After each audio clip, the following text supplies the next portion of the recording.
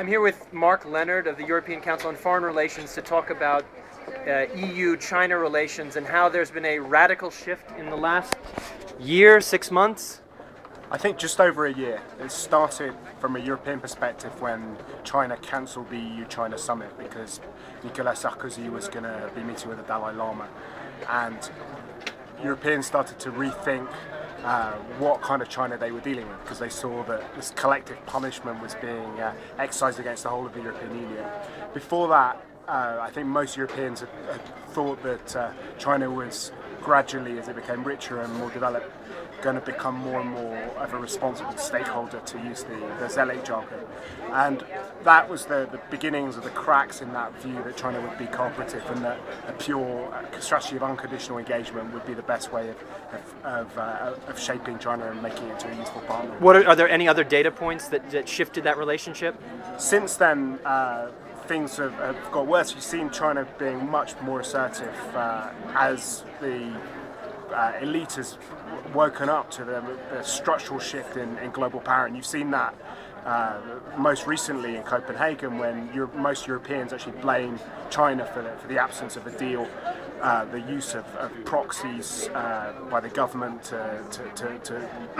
to clog things up, the close cooperation with India, and also the drafting, so that there'd be a narrative which blamed the West for the absence of a deal.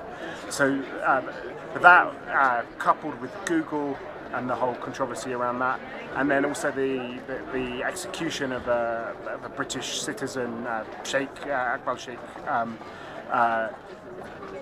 added to this sense that China is becoming more aggressive, more assertive. Okay, so we've got first the cancellation of the EU summit over the Tibet issue, the Google controversy, Copenhagen, and this execution. All right, those are the data points. What is the implication? What is the impact? How is Europe going to behave differently now?